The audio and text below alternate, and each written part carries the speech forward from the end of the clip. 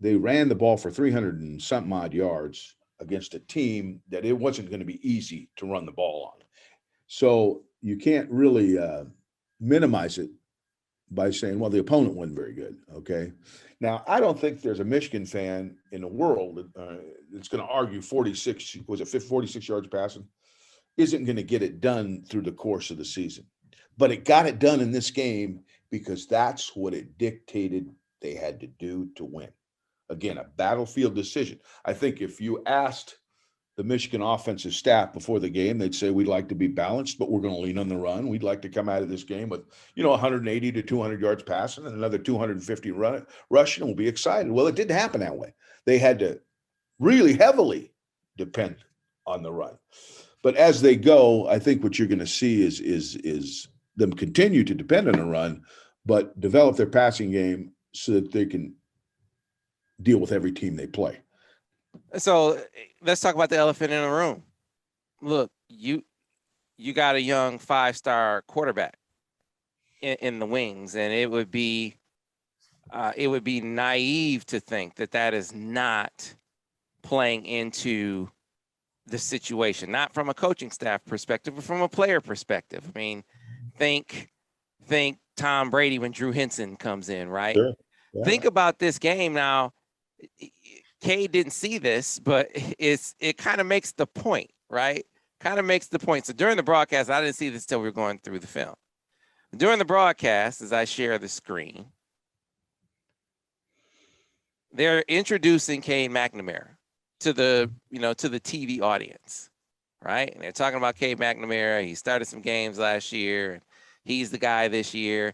And look at who they put up on the screen. Oh, God. That's not Cade McNamara. No, I know it's not. And I promise you, Cade's parents noticed that too. But that's just. But sure there's no intent either way. But there wasn't. But it kind of makes the point. Yeah, it just lends itself to the same thinking that he's living on borrowed time. The thing I want to say though is this. Okay, he's got a great opportunity to lead Michigan in the next as many games as he's going to play. Right. Some guys never get that chance. They never get that chance. So if you believe that you're the answer, you're the guy that should be playing over J.J. McCarthy or whoever, okay, prove it and make it impossible for them to take you out. Don't force the issue because that'll get you taken out, okay?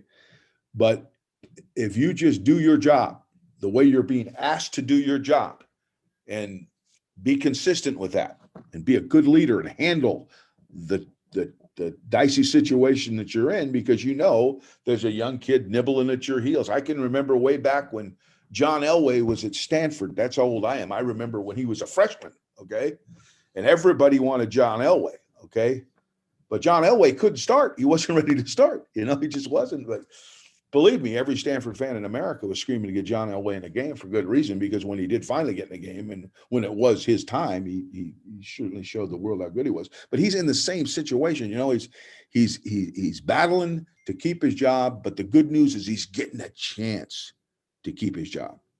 So just, again, don't get outside that realm and don't try and do something that oh God, I got to throw a touchdown pass or they're going to replace me. As soon as you start thinking that way, you're going to get replaced. Okay. But as long as you keep turning in solid performances and doing what you're asked to do, you'll keep your job. Yeah. Cause he was very efficient. He was very efficient in game one. So, he has that in him, and he made some big plays last year. Last one for you, Al, you're trying to get a quarterback in a groove, get him in a rhythm. There are some fans that say, well, if that's the case, shouldn't you have been throwing the football more against Washington? How do you achieve rhythm if you aren't throwing the football? What would you say to that? You don't sacrifice the quarterback's rhythm to lose the game.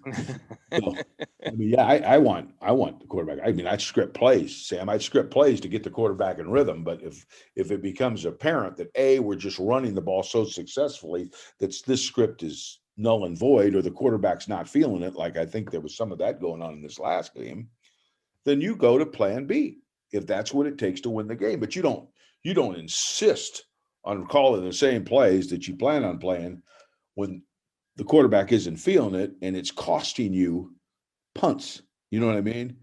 So the battlefield decision is the script isn't looking so good because the quarterback isn't looking so good. So we're going to go to something that does look good because we got to win this football game. And I think that's what they did, and that's what they'll keep doing if the same scenario keeps presenting itself.